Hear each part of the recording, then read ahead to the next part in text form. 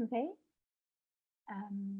I think we can start. People are coming in. As they come in, I just want to welcome everybody to this first seminar organized by Social Finance it is from a series of seminars on employment and skill training. My name is Mara Roldi. I'm the director of the Government Outcomes Lab at the University of Oxford, and I will be chairing the session today. The session is focused on the lesson from the use of outcome-based approaches to tackle employment issues with a focus on low and middle income countries. Today we have a series of distinguished guests. We have 3 speakers. We have Abba Torasha from the British Asian Trust. We have Maria Laura Tinelli, also known as Malala, if we may, from Actrix Partners in South America. She is working in Argentina, and Peter Nicholas from Social Finance, who has a long career at the World Bank, delivering a project that had an impact, and in particular with results-based finance, and now director at Social Finance UK. The session today will run with a 40 minutes discussion. I will let the speaker introduce themselves, and I will ask some probing questions, but then we want to give about 20 minutes time for questions from the audience. The way you can ask questions, given that it will be a number of you, is through the Q&A function that you will see at the bottom of the screen. If you press Q&A, you will be able to post your question. Please do post questions as they come to mind, and we will come to those and we will group them at the end of our initial conversation. I just want to let everybody know that the session will be recorded and will be made available as soon after we finish on a YouTube channel, and you will receive information on how to access it. So with no further ado, I would like to just frame briefly our session today. As I said, is the first of a series of webinars on employment. We are at the beginning of what is predicted to be a significant employment crisis in the coming years. The International Labour Organization says that we already lost about 10% of the working hours globally, worldwide, and in low and middle income countries, this drop in employment is even more significant, where the informal sector is more prevalent. We have recent estimate from the OECD with employment in India and also in Palestine that are up of 25%. So this is a significant challenge that we are confronted with. And today we are looking at lessons that we can learn from the use of outcome-based approaches. And the key question that I will probe our speakers with today is, why looking at outcome-based approaches? Why now? We are living through a significant pandemic. Is this the right time, if ever? But just to whet our appetite, we have prepared a short poll for our audience to see where you stand on with this issue. And I wonder if we can put up the poll. There is a simple question, which is, what do you think is the primary value of using outcome-based approaches in supporting skilling and employment? And we have a number of suggested answers. Can you take a couple of minutes to try to give your opinion on this poll? Here it is.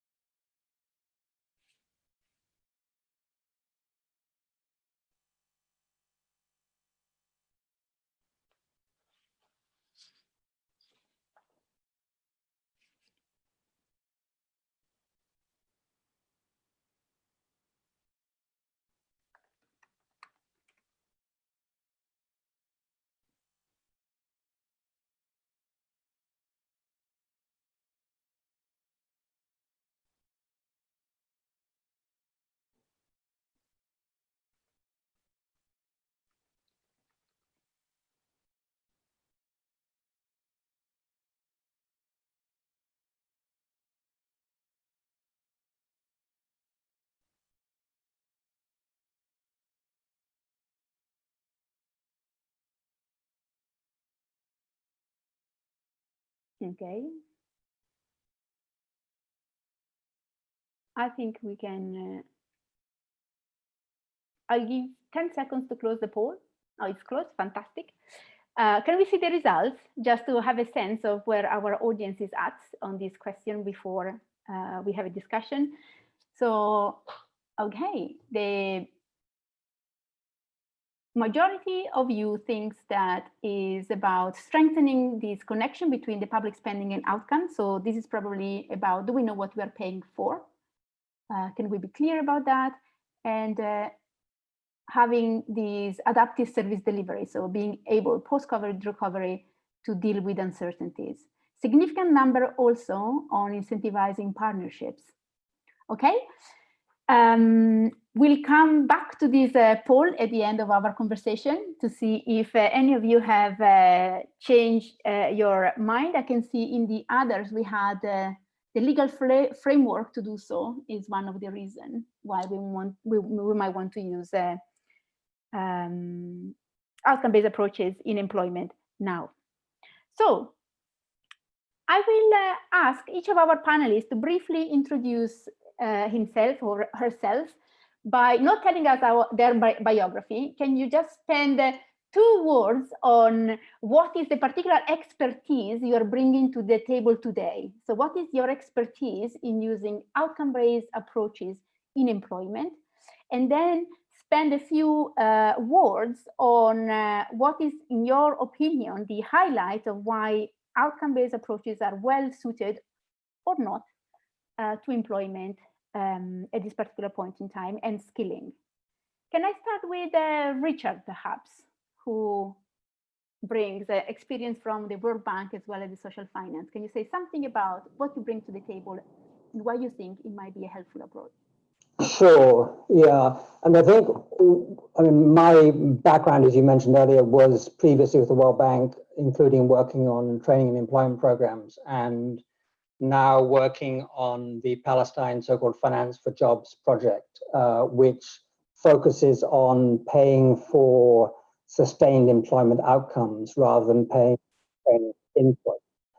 And I think that in reference to the 2 items on the poll that got 50% or less than 50% of the vote, I think it's worth focusing on what we've seen in the West Bank in terms of both incentivizing partnerships between employers and service providers. We've seen that paying for sustained employment directly incentivizes employers and training providers to get together to make sure that the training really does produce sustained jobs and doesn't just allow trainees to pass exams. And the other one is on the increasing relevance of interventions to employers and employment markets. We've seen 2 things there. One is that these partnerships obviously do make the training more relevant to employers, but also because we bid out the contracts to achieve those outcomes, we got what economists call a reveal preference. So we saw that compared to the surveys we've done on what people said they would be willing to pay for, when you actually ask them to put their money where their mouth is, you got quite different results. So we ended up training for quite different jobs and quite different training from what the survey suggested we would. Thank you, Peter. Malala, can I come to you? What is the experience you bring to the table? And why do you think this might be a helpful approach? Was that to Maria or to me, Mara? We couldn't hear you. Maria. Thank you. I was going to ask the same. So what's the experience I bring to the table in relation to outcome funds is how to launch and then implement and achieve results using an outcome funds, an outcome payment model in an extremely volatile context. Volatile because of the macroeconomic situation, and also volatile now in the face of COVID and employment in the face of COVID and the effects of the pandemic in low middle income countries. In terms of the use of outcome payments for the issue of employment, for solving employability or employment in an extremely volatile context, we're seeing that it's a tool that presents great advantages over other existing service or fee-for-service programs that the government or private service providers were implementing in the country, in Argentina. So we think that the flexibility and adaptability of outcome payment in a context such as the one we're seeing in Argentina in the face of youth employment, it's a very useful tool, and we're learning a lot we're gaining a lot of experience that we can apply not only now but in future programs at governmental and private level. Can you comment on some of the lessons that you're learning? Absolutely. We're seeing that the flexibility to adapt and focus that adaptability in order to achieve the KPIs that we had originally set off to achieve is one of the greatest features that outcome payment contracts bring to the table. The fact that because we're all together working towards achieving these results, the different service providers have to be agile and on their toes to pivot and to adapt in the face of first a macroeconomic scenario that was very adverse, and now in the face of the one extra large quarantine that we have in the country, has allowed us to learn what works and what doesn't in a much more dynamic way that we would see in other pay for service contracts that the government was implementing in the same context. We're also seeing greater adaptability in terms of the outcome payer, which is the government, which in a traditional scenario will not be keen to adapt contracts. We're seeing that because they see the results that outcome payment contract in Argentina is bringing to the table, they're willing to modify bits of the contract in order to adapt the results that we need to achieve in order to gain the expected KPIs and results that we had set off to achieve. So we're seeing flexibility from all sides, which means that we can confidently say that it's a tool that we can use in extremely volatile contexts in order to achieve what we set off to achieve at the beginning. Thank you. Abba, how about your experience? Hi, good afternoon from London to colleagues who've joined from India, as well as I think there's colleagues from South America and all over the world. So I'm grateful to be on this panel, and both thank you to Mara and Luis for having me. The experience I bring is dual. Currently, we launched with UBS Optimus Foundation, the Michael Susendell Foundation, a large education impact bond a few years ago, and we are implementing and delivering it in India, and we bring experience from that. And we're also designing in the last few months and fundraising for an employment impact bond in India, and that brings COVID right to the forefront of our thinking and discussions. And I can bring some flavor of design and fundraising during the times of COVID to take crisis into design, as again start with where we are on the other piece, where we actually have to think about crisis having designed for good times. So a real juxtaposition of two places which I'm able to bring to the table. And Mara, you said, why outcomes-based contracts? Mm-hmm. I think that's where we always start. Why outcomes-based contracts, and is it the right tool to use? And in this case, the why for us is dual. When the conversation started with our partners on this, we were looking at systemic challenges in India on moving to an outcomes framework, which was focusing on placement and retention within employment. When COVID hit, those sorts of issues, while important, also, and you added a bunch of other things became important. The training centers couldn't be run. We couldn't carry on business as usual. And the real curiosity from all the partners who started coming together was, can this be a tool for adaptive learning and changing what has always been a problem in the sector, and actually maybe even leapfrogging some of those challenges? Simple things like saying, do digital models work as well? Do distance models work as well? Can employers play roles in apprentice-based delivery, which they never played before? Because we have to do it very much like the way we're doing this seminar on Zoom, in a way we never did before. So part of what we're doing and really having fun in design is thinking about what leapfrogging looks like and how we can actually bring that into design and consider what the future of work alongside what a good outcomes-based contract should look like in this program. So that's too big from me. Thank you. Can I come back to Maria Laura. Abba, you are commenting on the importance of having this adaptability, and also Maria Laura, you mentioned the importance of at the time of big changes. The uncertainty that we are living through right now are unprecedented. And this contract seems to be designed to be adaptable and respond to uncertainty. Based on the experience you had with the contracts you work on in South America, did they respond well? In what way and why to the uncertainty of the pandemic crisis? Nobody could predict it. Yeah. So I think this is the greatest test. Yes. Yeah, nobody could predict the pandemic, and when we did all the risk analysis for the Civ in the city of Buenos Aires in 2017, we predicted many things.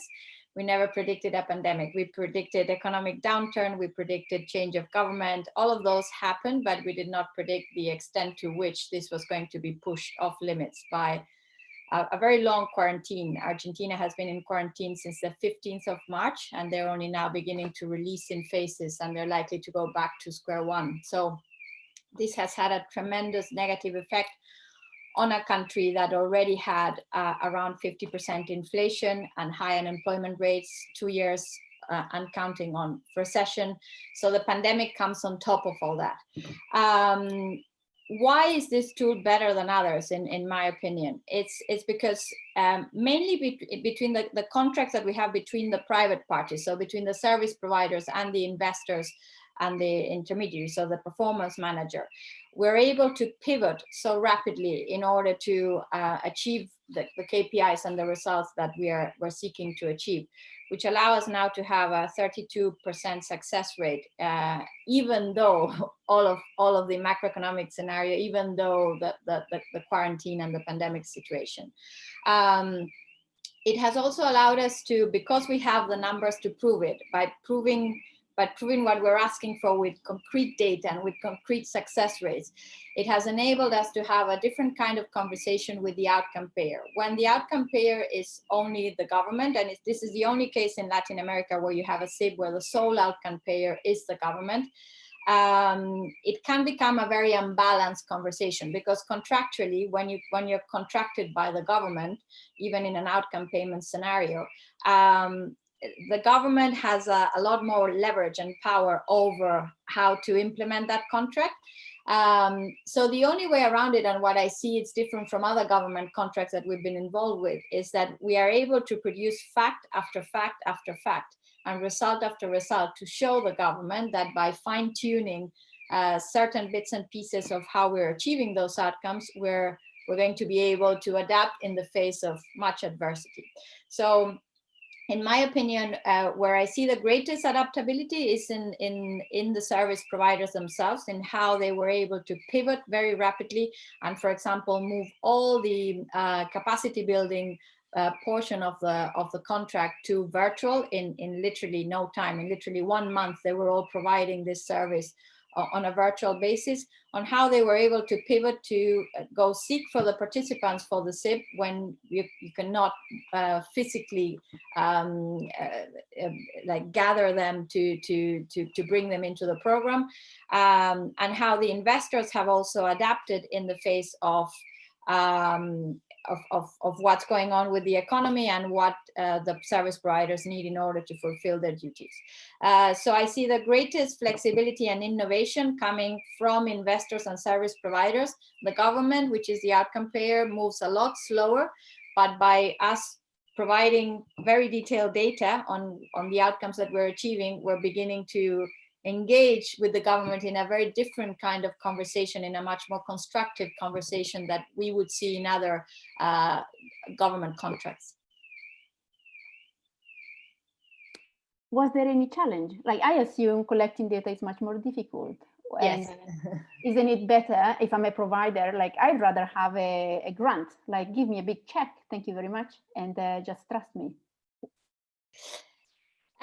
Yes, there are challenges, but not necessarily at service provider level. One of the most unique things that we have seen in terms of service providers is that 1 year on, since we started implementing, the way they share data and the way they share learnings, which was one of the requests that we had for them, but it was not written in stone. The fact that they're sharing best practice, what works, what doesn't, has allowed them to innovate in a much more rapid manner than they would have had if they had remained in their silo with their contract with the government or a private investor or donor. The fact that these are the at least three of the four service providers that are partaken in the Civ are some of the largest foundations and organizations that work on youth employability and on employment in general. So it's like you're having Pepsi and Coke sharing best practice and sharing learnings, which has allowed them to fast track how they do things and innovate, for example, in how do they reach out to the most vulnerable populations to bring them into a program. So yes, it has been challenging, but more with the outcome pair than between the private service providers and the investors. With the government, as I said before, the issue was that they're very used to when they hire, when they contract, they're very used to their ways. They're moving forward. There's no flexibility in contracts with the government. It doesn't matter if it's an outcome payment or if it's a fee for service contract. This is what has been the most challenging, like trying to get the government on board and understanding that the beauty of the tool, it's actually its flexibility. And if you keep the contract in a straitjacket, it's going to be very difficult for us to pivot and achieve results. So the most challenging bit has not been gathering the data, has not been pivoting the service that we're providing to achieve results. It has actually been moving the government to think differently. And that has been the most challenging bit, but we're beginning to see the light at the end of the tunnel in that sense. Thank you, Maria Laura. Peter, can I come back to you? And does this resonate with the experience on the West Bank? You focus in particular on the relationship between the provider and the employer. How did they respond to this flexibility? Was it used? What were the enabler? What were the impediments? Yeah, I think, our experience in the West Bank is very similar to what Maria Laura is talking about. So because there was close communication and shared objectives between employers and training providers, they were able to move much more quickly and much more readily to virtual training and to other workarounds around COVID, which I think would have taken much longer if you'd had a traditional input-based systems where the training providers would have been mandated to do A, B, and C, and B and C couldn't be done virtually, and then it would require all sorts of contract renegotiations. But with a simple focus on employment outcomes, it was much easier to both incentivize, but also to facilitate that sort of move to workarounds, including, as I say, virtual training. Can you comment on what had to change? Because you are suggesting that the type of employment has changed to respond to the needs of the market. But in terms of building the relationship, I think in a contract, you have to specify some terms and conditions. And then there is this massive change in the situation, and you need to go back to the drawing board to an extent. What stayed the same and what has changed? So what was the flexibility that you used in terms of the contract? The outcomes have changed, the targets, the payment level, the timelines? I think all four of those have changed because you're moving from a model where you're paying for training. So you're paying for people passing exams, being successfully skilled on a criteria that might have been set sometime before and might well not match what employers even wanted at that time, but certainly not what they want with, say, COVID or increased unemployment or a more difficult market. So I think what you're see that has changed is that you're focusing much more on what makes sense in the market today rather than what might have made sense in the market when the program was designed. And that means that you're training for the skills that are needed now rather than for the skills that were needed before. And as I mentioned earlier, I think it's also had a more subtle effect, which is that people are thinking much more carefully about, even in advance, about whether their training is useful. Under the input-based model, where people would be paid for training, they would say, oh yeah, this is great training, you know, we've had 70% success rate, although they can't provide evidence for that, but they will say claim a 70% employment rate for their training, and produce all sorts of encouraging examples of how good their training is. But as I say, when you actually ask them, what would it cost to get this many jobs? And they actually have to face up to the fact that their training has to allow people to enter sustained employment. Then suddenly, you know, their whole approach changed, and some of them dropped out, some of them tripled their price. I mean, it was a quite different model, and new people came in sectors that we hadn't imagined. So I think that's been a very big change in the way that everyone's behavior has panned out. Thank you, Peter. Abba, how about India? What is the employment situation there, or how the crisis has impacted the situation? I'll talk about how the crisis has impacted the situation. I'll also talk about how crisis has impacted design, pulling some threads through from what Malala and Peter have said as well. And I'm going to use 6 indicators. What's happening with beneficiaries?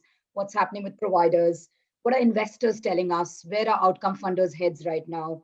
What does government want and what do employers want? All the key parties on the table, all interacting in different ways with each other.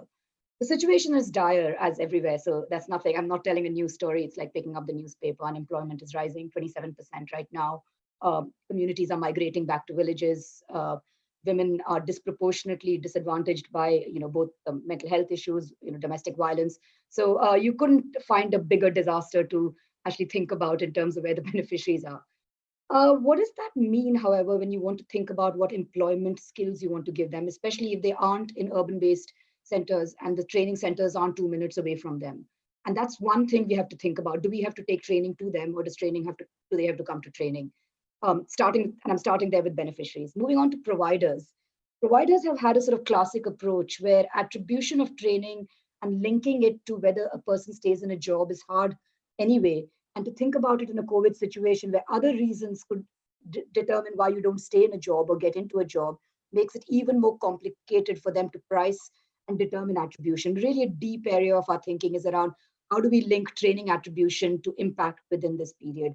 And perhaps during the lifetime of the bond, because it's a 4-year period, we might have a COVID year where it's slightly different. Second sort of perspective.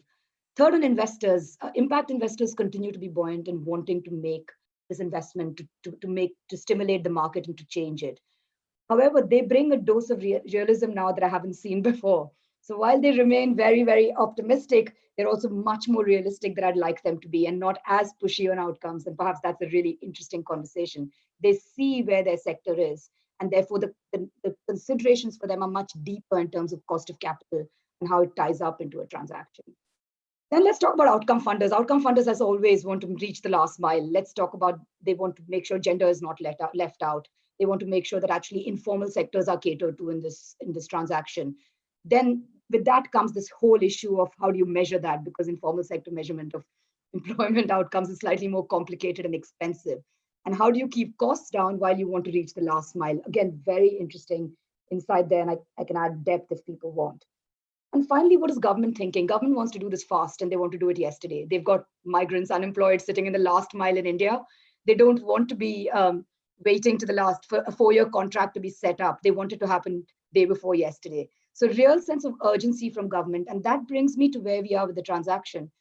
Speed in a way I've never seen before in terms of being able to pull things together and people wanting to work together in ways I've never seen, people wanting to contribute, put data on the table and said, let's get it happening, because by talking about it endlessly, we aren't going to solve the problem that we have.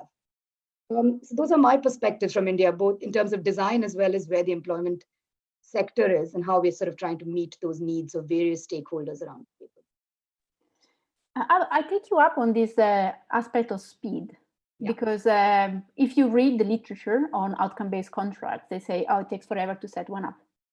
So I want to challenge you and the other speakers. Isn't that a constraint? So maybe because we are living through an emergency, we should go to something that we know how to do and to do quickly and to do well. And outcome-based contract is something for a time outside the crisis, when we have the time to plan and we have a period of growth. So let me use an analogy here, Mara. You have two pots of money. There's a time when you have lots of money and there's a time you don't have a lot of money. Right now, we don't have a lot of money. Income is down for the sector. Income is down overall for governments. Governments have been borrowing like never before. When income is down, you want to use a contract which allows you to save money as well as get what you want. You want to have your cake and eat it too. So if you're asking me why now, I think that is one of the top reasons, because you really want to create impact with the minimal budgets that you're working with. Or it may not be as, it's not as black and white a context, but broadly all funders are making those decisions. How do we allocate our dollars spent to get better outcomes? And does that dollar spent enable us to do better things right now, as we are considering lower budgets, whether it's a CSR funder or a government funder or anybody else? We have that conversation almost every day with people. So I think that's why speed, and that's how they're considering that as part of their offering to the funding that they're giving out in the market. Thank you. I'll come back in a second, because maybe it's the right tool, but on average, it takes several months to set up. Can we speed it up? Maria Laura, what is your experience? You think you can do it quick? I think, seconding what Abba has just said, at the moment, at this particular moment, cash-strapped governments will speed up many processes. That is what actually makes the creation of the first, second, third round of an outcome payment contract so long. It's all negotiation and buying at higher and at different levels, at high level and lower levels, to make it work. So especially if you're using as sort of a governmental outcome payer. Because the situation is dire and because they're cash strapped, what we're seeing now is that you have a lot more openness to be talking at minister level to get outcome payment moving, because they see this as a solution to the problem that they currently don't have a budget to look into issues such as employment, such as education, dropouts, etc. But they will regain that budget in maybe 1-2 years' time. So they see this as part of the solution, hence they're likely to move faster. You cannot just do an outcome contract like this if you're starting from scratch, if you've never done it in that country, or if it's a topic that you don't have enough evidence to use as proxy for, even if it hasn't been developed in that particular country. But with the specific issue of employability and employment, this is one of the most selected issues to work on with through outcome payment. So we have by now enough information and enough proxies, and in that sense, the Government Outcome Lab has been great to gather all this information, through which you can really speed up the process. And the same way that the scientists are iterating and test, trial and error to try and get a vaccine to COVID, we should be doing the same with outcome contracts. And it is something that we're discussing very seriously with the government in Argentina and with other governments in South America, such as Uruguay and others in the Southern Cone. Because in a way, it's a perfect storm, it's a perfect opportunity to move faster, to try and to find solutions that otherwise it would have taken us months and months to develop. One last thing I'm going to say is that by going faster, it doesn't mean that we need to dilute one of the fortes of the tool, which is you really need to calibrate those outcomes right in order for it to work. So you cannot just copy paste from another country and go out and do an outcome payment. But what I'm saying is that there is enough information right now to calibrate those results well, to know what works and roughly what doesn't, and just go forward. In order to do that, you need the lawyers on your side. You need very clever lawyers that are able to think outside the box, that will give the contractual terms enough flexibility so that when you are doing a little bit of trial and error as you're moving, this can be done. if we're straitjacketed into a contract that you cannot move, it's going to be very difficult to perfect the outcomes and the results that you're paying for as you move along. But definitely it's something we can do faster, cheaper, and we should try it. Thank you. From the audience, we are starting to get some questions, and I encourage the audience to keep posting questions. I'm coming to you in a second. Peter, what is your take in terms of, we are talking, Abba was talking about speed, and one of the criticisms of those contracts is that agreeing the outcomes, measuring it, validating it, takes a lot of time, but we need to set up something quickly, and the situation is changing very quickly. Why is it still a good idea, or when could it be a good idea, and when is a bad idea? I mean, I think a couple of points. I mean, it can take, at least for the first time you do it, longer to set up an outcomes-based contract, although they're likely to be more effective. But once you set one up, we've seen that extending it is very easy if you want to do that, or adapting it is very easy if you want to do that. But also, that once it's set up, then things become quicker and more flexible than they do in traditional projects. So there's a loss at the beginning of the process, but once it's established, then you get significant gains in both time and effectiveness. And certainly, I think there's a danger in rushing into a situation on an input basis, just assuming that you know what employment needs there are and what skills training needs there are. And you may just be wasting money that could have been used with a bit more of a delay to produce jobs that are actually sustained. And I mean, just one point is that on the West Bank project, we put a significant emphasis on sustained jobs. So that means jobs that go past the point under Palestinian law at which a person becomes difficult to fire. So the employers have a real commitment when they decide to keep that person on and when the payment is triggered. Whereas in a lot of other training programs, there may be ways in which you can game the system, get someone into an apprenticeship for a few months, and then they're let go, and therefore you meet your metrics. Whereas with sustained employment, the employer really has to show that really has to reveal that person is valuable to them, because they're putting a lot of money into paying them for an indefinite period. So I suggest we open up to the audience as questions are starting to come in. I'll take them in order, and raise your hand if you want to take it, or I'll give it to any of the panelists. So I have a question from Fernando, who is asking, how do you establish what are the objectives of an outcome-based model? And I assume yeah, Peter?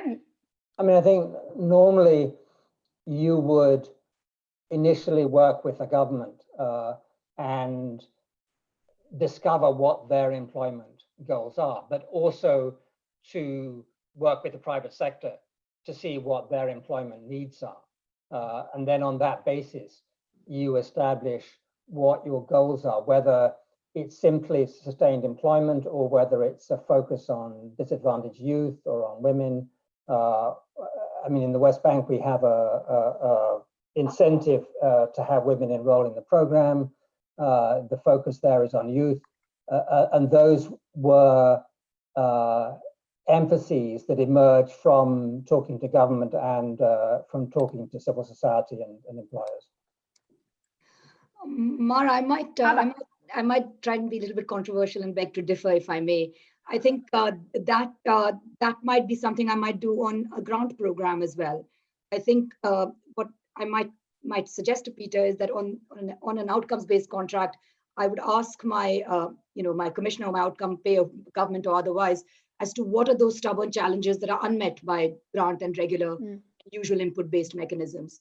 And for example, if they're seeing sustained bad outcomes for gender targets or sustained bad outcomes for employers keeping people in employment and the quality of training not working for that employers, then I would say right here, let's use this as a tool for that problem. So my approach to this, or our approach as an organization, is about what is a stubborn challenge that is unmet by a grant, and how does one then solve a problem. So if the current problem is that TVET center providers give training in India, and you want to change the paradigm to have a very different kind of training, which can't be measured through a regular contract. What can we do with an outcomes contract that can be helpful to move the sector along? So Peter, over to you, but that's sort of two bits from our end. No, actually, I agree with that. Alma, can I keep you on the line? Because a question was addressed to you by Swarup.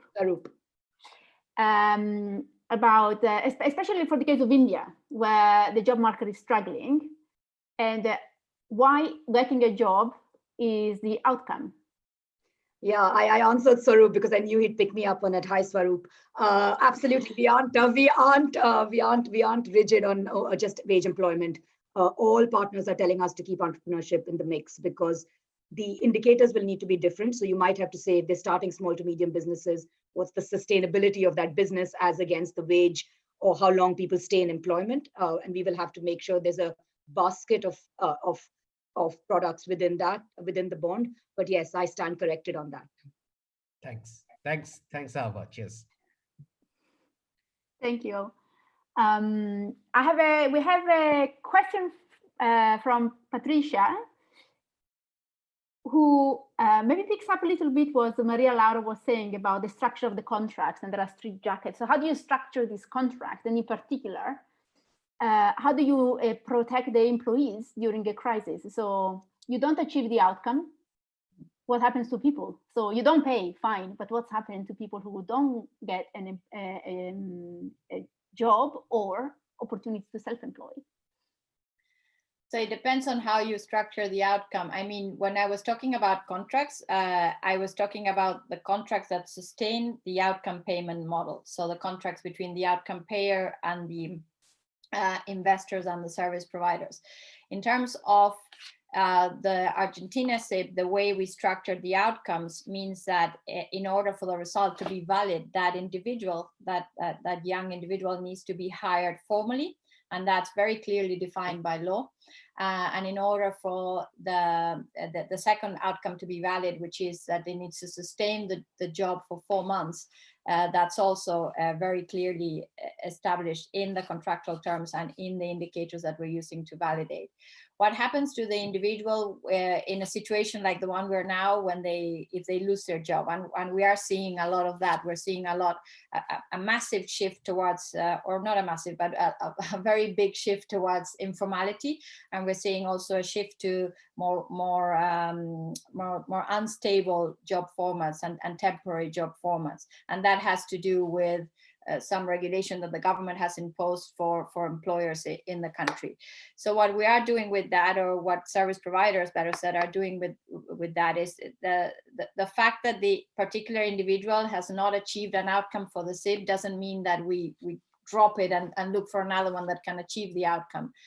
Service providers continue working with this individual, and actually within the contract between the investors and the service providers, the service provision needs to go on, and the mentoring needs to go on 6 months after they finish the capacity building. And this is to ensure that whether they get into employment right after the capacity building bit, or whether they get into employment in the few months after that, the mentoring and the accompaniment doesn't stop. There's not a hard stop. And what we have done now to adapt that bit is that we've extended that to 12 months, and that 12 months of like going with the individual, so as to not to drop it cold in the face of what's going on with the pandemic. It's also accepted by the outcome payer as a valid result. So on a human level, we don't drop them. On a contractual level, it's all pre-established in the outcomes on how they're paid and validated. Thank you. I'm gonna group two questions. I want to give you two questions. And one question is from Robert, who says, at the moment, during the crisis, we are using blog runs so that with providers we know, the way we are responding to the COVID crisis, so we can move quickly. And that seems sensible. So maybe in terms of responding to a crisis, we should use these grants with known providers, and outcome-based contract maybe might be helpful later on rather than in the crisis. Do you agree? This is one of the questions. And then I want to link together two separate questions that are about scalability. And two of our attendees, Paolo and an anonymous attendee, mentioned that it might be easy to create an employment contract for 6-12 months with 5,000-10,000 participants, but can you do it at scale? And the related question from Paolo is where you don't have enough resources and we're going through a recession, setting up this structure costs a lot of time and resources. So if you don't have the scale to justify these costs, what can you recommend? What is the next best? So the first one, can I give it to you, Peter? Responding to an emergency is an outcome-based contract fit for purpose, isn't doing like a quick runs with people we can trust and know.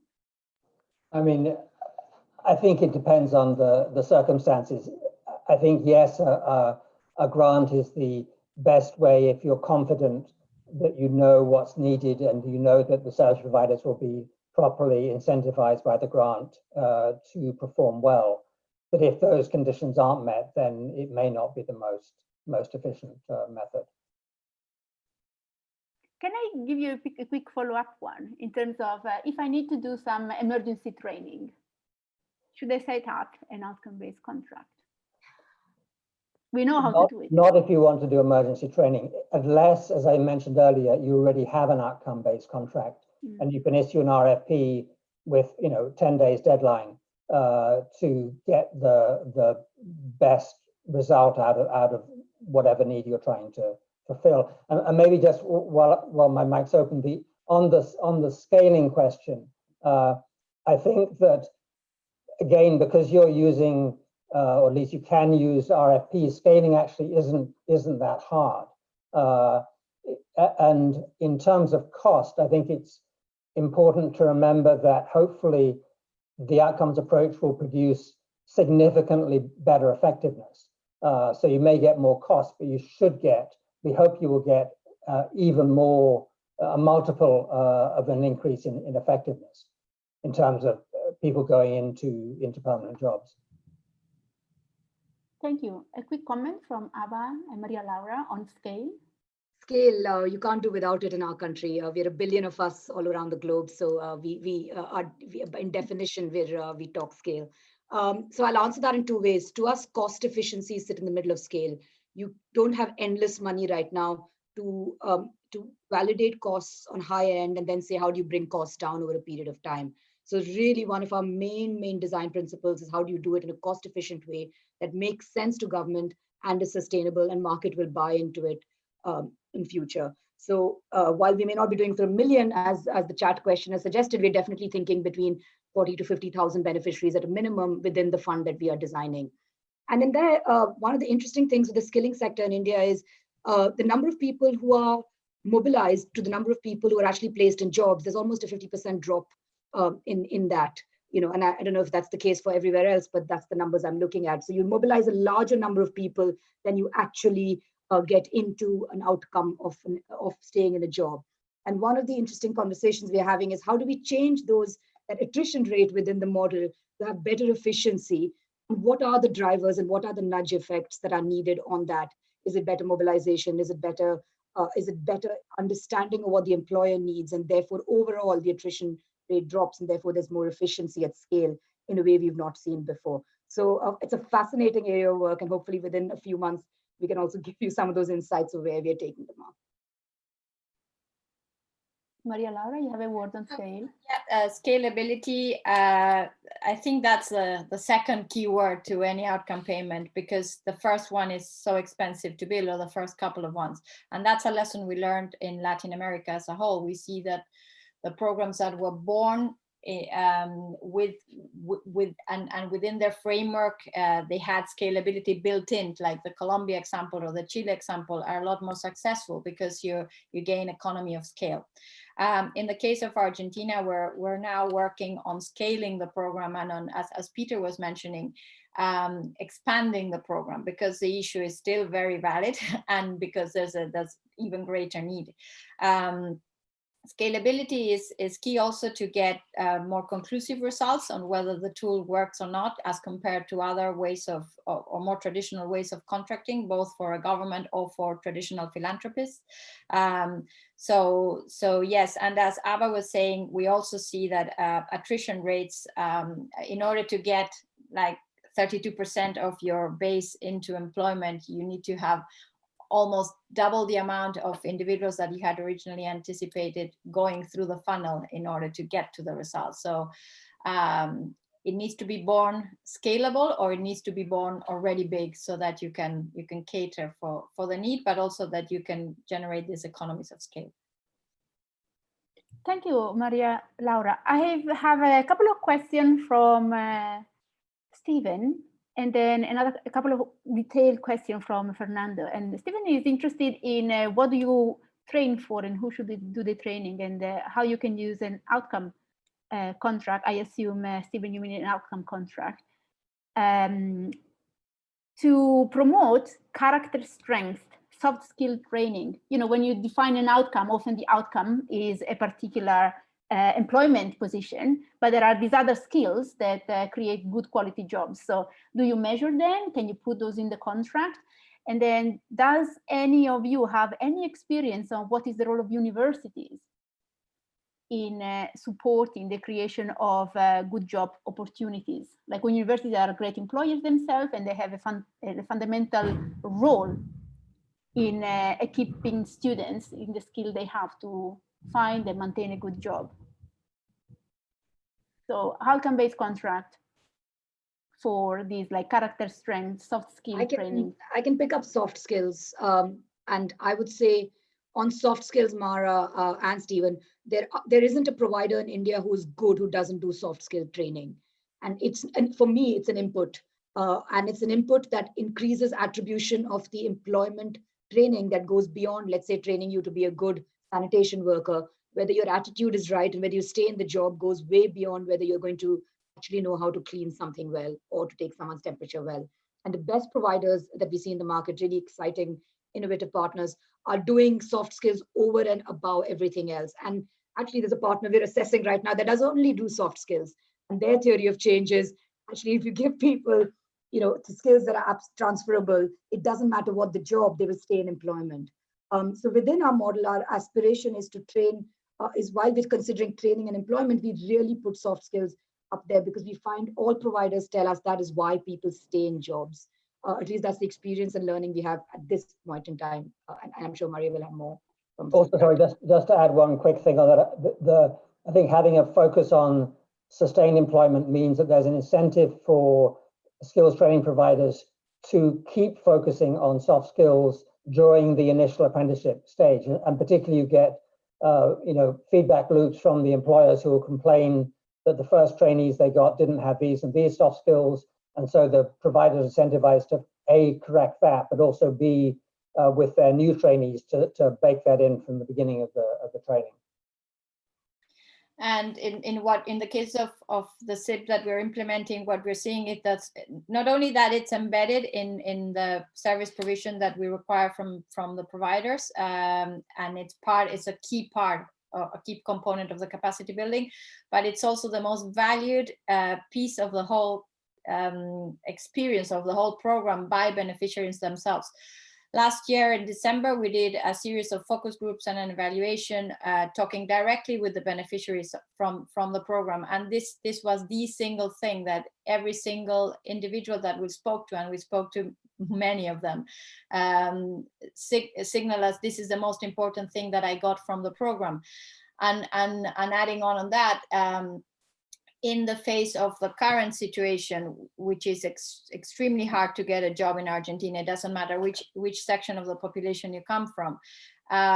What, again, beneficiaries are valuing is that even if they don't manage to get into employment, they're being able to transfer the soft skills into finding whatever they need to find in order to survive. And they're seeing this on a positive light, moving into formal employment in the near future. So soft skills is key. I think that without that, talking about employment makes no sense. Thank you.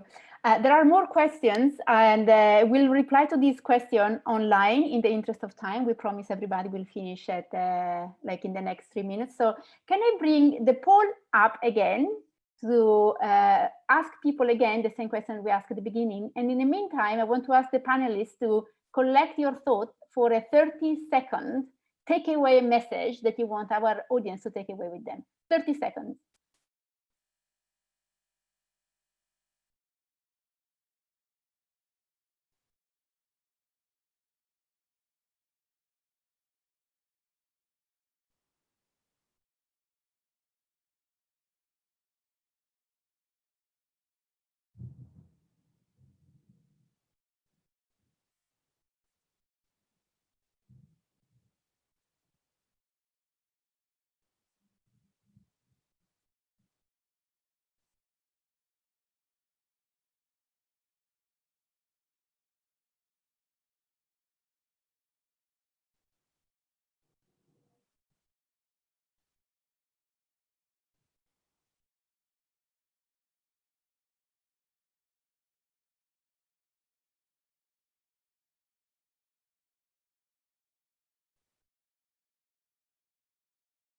Okay, can we see the results? Can we close the panel and go back to our panelists? What are the results in our panel? So we are even more convinced that we need to strengthen the connection between the public spending and the outcomes, and a growing interest in the need to incentivize partnership between employers and providers, and increasing the relevance of the intervention to the employer. So there has been a shift in the conversation. So I think this is great that we learned something that we didn't know at the beginning of this session. I will go to each of the panelists in turn, starting with like Abba, Maria Laura, and Peter to close. And we will answer the unanswered question in the chat. If your question wasn't answered, please stay with us if you can. Abba, 30 seconds. 30 seconds. Gosh, I didn't know you were going to go for me first, but I'll tell you what I think in 30 seconds. I think the opportunity to really to do something different and do it at scale is like never before. There is a problem you're facing. Communities are at risk. And if creative outcomes-based contracts can be part of the answer, let's think of it as part of the answer, not the answer. So no binary conversations about it being an answer to every problem, but definitely one part of the tools that you use to create and change a sector. And if it's seen like that by commissioners, I think you will use it in a good way, as against a tool to answer everything and then criticized for everything that it can't do. So perhaps approaching it as a tool as against as a silver bullet is my 30 seconds. Thank you, Abba. Maria Laura, your takeaway message. The takeaway message is that it's a tool that can be used in the middle of a crisis, and Argentina is the living proof that it can. It's a tool that provides the flexibility, the resilience, and the opportunity to innovate at a scale and at a speed that you cannot see with other tools. Because it's a tool that can be used to innovate, then you need to allow for some of the results that you expected not to be there. You need to allow for a little bit of experimentation. So if you're okay with that, then by all means go for it, because it definitely works and it definitely provides results. Thank you, Maria Laura. Peter? I think actually that Abba and Maria Laura said everything I was going to say, so I'll go with them. Fantastic. So I want to thank the audience. We are 1 minute over time. So thank you very much for being with us. And I learned certainly a lot. And keep tuned. I think there will be future seminars in this series, and you will receive information in the email. Thank you so much, and good evening to everybody. Thank you.